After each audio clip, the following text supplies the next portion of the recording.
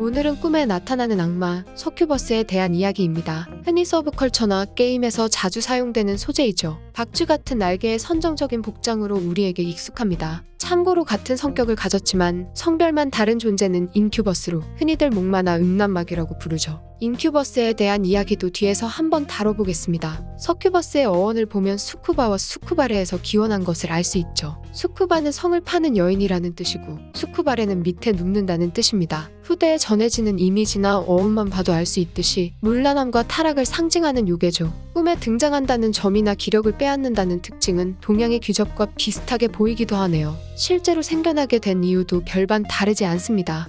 동양이나 서양이나 사람 사는 곳이라는 점은 달라지지 않으니까요. 그럼 서큐버스에 대한 간단한 설명은 여기서 마치고 이제는 본격적인 이야기를 한번 해보죠. 먼저 서큐버스의 기원부터 살펴보도록 하겠습니다. 서큐버스가 기록된 최초의 문헌은 14세기 유대인의 자료이죠. 여기서는 처음으로 서큐버스라는 말이 사용된 것일 뿐이고 목마에 관련된 진짜 기원을 보려면 시간을 조금 더 돌려야 합니다. 무려 기원전 7세기까지 말이죠. 고대에 등장한 유대 신비주의 카발라의 서적들을 보면 악마 릴리스의 이야기가 등장합니다. 릴리스란 수메르 신화에 등장하는 여성으로 귀신이나 악마로 묘사되죠. 카발라의 주요 서적 중에 하나인 벤시라의 알파벳을 보면 최초의 남성 아담의 첫 번째 아내가 바로 릴리스였다고 합니다. 여기서 릴리스는 익히 알려진 최초의 여성 이브와는 달리 아담에 이어 바로 만들어졌다고 하죠. 그렇게 에덴 동산에서 함께 지내게 된 아담과 릴리스는 여느 연인들이 그렇듯 자주 다투기 시작했습니다. 릴리스가 아담에게 문제를 제기했기 때문이었죠. 릴리스는 아담에게 우리는 모두 흙으로 만들어졌는데 왜 항상 너가 위에 있고 나는 아래에 누워야 하느냐고 따졌습니다. 두 사람의 다툼이 절정에 달해가던 순간 릴리스는 절대로 해서는 안 되는 짓을 하죠. 바로 하나님의 이름을 육성으로 뱉게 된 것입니다. 이에 실망한 하나님이 천사들을 보내 릴리스를 잡아오게 했고 릴리스는 이를 악물고 도망쳤다는 이야기죠. 성경에도 등장하지 않는 이 이야기는 많은 사람들로 하여금 수많은 이야기를 생산하게 만들었습니다. 릴리스가 아담에게 선악과를 따먹도록 유혹했다는 이야기부터 시작해서 에덴 동산에서 도망친 릴리스가 악마와 놀아나며 악마를 낳았다는 이야기까지 정말 무수히 많은 파생 설화가 쏟아졌죠. 설화가 난무하면서 사람들은 창세기의 1장과 2장에 등장하는 최초의 여성이 하와라고 볼 수 있을까 하는 의문까지 가졌습니다. 아까 파생된 설화들 중에서 릴리스가 악마와 놀아나 악마를 낳은 이야기가 있다고 했는데 이때 릴리스가 낳은 자식들이 릴림이라는 4명의 여성 악마들입니다. 이들이 바로 서큐버스의 원형이죠. 릴리스의 이야기와 마찬가지로 서큐버스 역시도 수메르 신화를 바탕으로 두긴 하지만 성경과는 전혀 무관한 캐릭터인 것입니다. 여기까지가 서큐버스의 기원에 대한 이야기인데 사실 여기까지만 보고 서큐버스가 등장한 이유를 알 수는 없습니다. 서큐버스가 왜 등장했는지 당시의 시대 배경을 보아야 하죠. 과거 중세시대는 고대에 비해서 많은 발전이 이뤄지긴 했지만 여전히 자연적이거나 생리적인 현상을 과학적으로 설명할 만한 지식은 없었습니다. 지구가 둥근 것도 몰랐던 시절이니까요. 사람의 머리로는 도저히 이해할 수 없는 것들이 많았고 동시에 국가라는 단위 개념이 확실해지면서 단합력과 사람들을 통제할 수 있는 무언가가 필요했습니다. 중세 유럽 국가들은 하나씩 수메르 신화를 국교로 정하기 시작했죠. 이런 배경에서 지정된 것이 국교이기 때문에 당시 종교가 가지는 힘은 매우 강력했습니다. 종교는 뜬금없이 세워진 국가의 권력도 만들어냈고 시민들을 단결하도록 만들었죠. 더불어 고대에 난무했던 문란함 역시도 종교의 힘으로 억제할 수 있었습니다. 서큐버스 역시도 이 시기에 만들어졌죠. 과거 중세시대의 사람들은 남성들이 몽정을 하는 이유를 알 수가 없었습니다.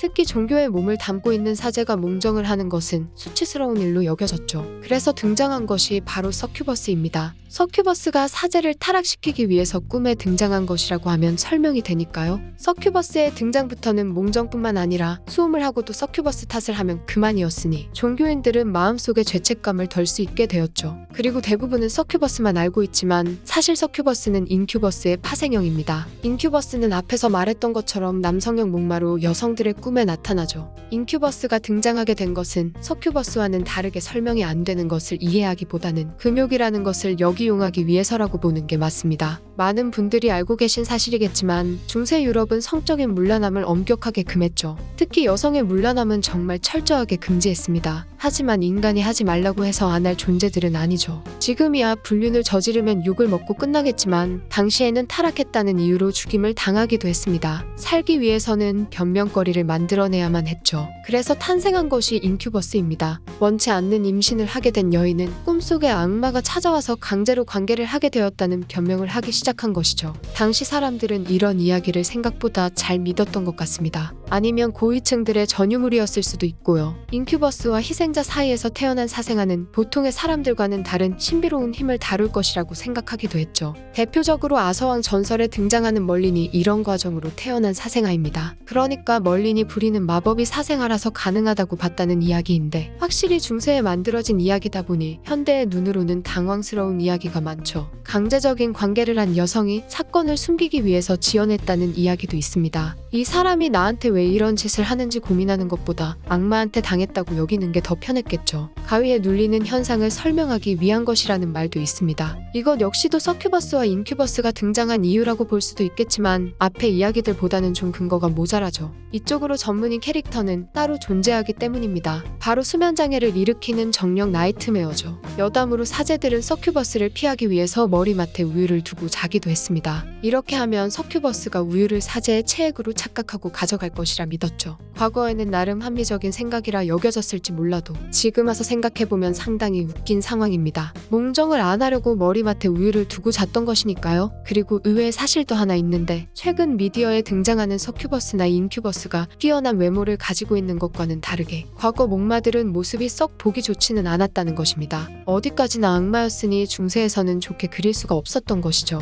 이들은 보통 노파나 괴상하게 생긴 요괴의 모습을 하고 있었습니다. 꿈속으로 찾아갈 때는 환영을 통해 희생자에게 가장 이상적인 모습으로 비추어지도록 했고요. 보통은 지금까지 설명했던 것처럼 서큐버스와 인큐버스를 다른 존재로 인지하는 경우가 많습니다. 하지만 13세기에 활동했던 신학자 아퀴나스는 사뭇 다르게 생각했죠. 아퀴나스는 악마가 아름다운 여성의 모습으로 변해 남성에게서 체액을 얻은 뒤 다시 남성의 모습으로 변해 이것을 사용한다고 주장하기도 했습니다. 그러니까 서큐버스와 인큐버스를 하나로 바라본 것이죠. 지금에 와서 이런 이야기들을 하거나 듣고 있으면 정말 어이가 없는 이야기들만 펼쳐지는 것처럼 보입니다. 하지만 과거에는 인간의 머리로 해결할 수 없는 현상들이 너무도 많았고 무엇보다 신화나 설화 이야기들을 통해 당시 사람들의 생각이나 생활상을 엿볼 수 있다는 점에서 충분한 가치가 있죠. 하나의 문화로 자리 잡기도 하고요. 세상에 존재하는 대부분의 신화들은 인간의 존재 이유나 우리가 살아가는 공간을 설명하기 위한 수단으로 사용되었습니다. 고대 그리스인들은 파도를 보면서 포세이돈이 마차를 몰고 있다고 생각했고 벼락을 보고는 제우스가 화가 났다고 생각했죠. 또 도둑과 전쟁이 일어나는 이유를 설명하기 위해서 아레스와 헤르메스를 만들어냈고요. 인간은 이해하지 못하는 영역을 이해하기 위해서 엄청난 돈과 시간을 써왔죠. 비록 방식만 조금 달라졌을 뿐이지 과거나 현재나 인류는 무엇이든 궁금해하고 이해하려는 특성을 가지고 있습니다. 어쩌면 이런 특성이 인류의 가장 큰 무기이자 발전 동력으로 볼 수도 있죠. 꿈에 나타나는 악마, 서큐버스에 대한 이야기. 이번 편은 여기까지입니다.